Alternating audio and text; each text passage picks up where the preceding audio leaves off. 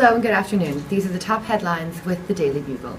A video released, which includes the threat to bring the US down to fire and ash, is timed with the start of the annual military drills the US and South Korea partake in. This year, the amount of those involved has risen dramatically, with 17,000 US troops and over 300,000 South Koreans.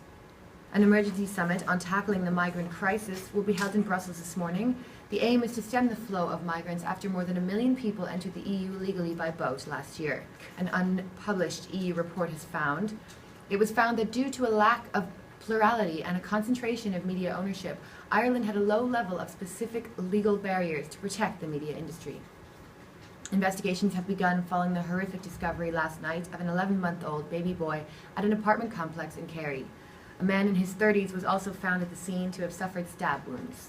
The recently re-elected Anti-Austerity Alliance TD Paul Murphy has appeared in court this morning and given a trial date of April 4th.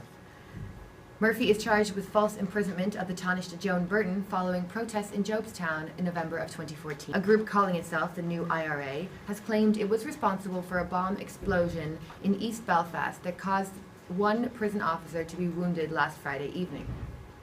The PSNI said it fears a rise in dissident Republican groups as the centenary of the 1916 Easter Rising approaches. A man, identified as Wayne Williams, engaged police in an hour-long conflict standoff outside of a factory in Sydney, has shot himself dead.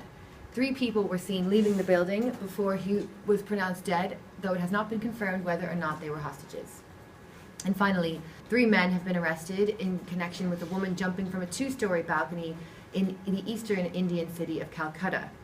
Neighbors rescued the woman, who is currently in hospital after suffering head injuries, and it was confirmed that one of the men arrested was her boyfriend.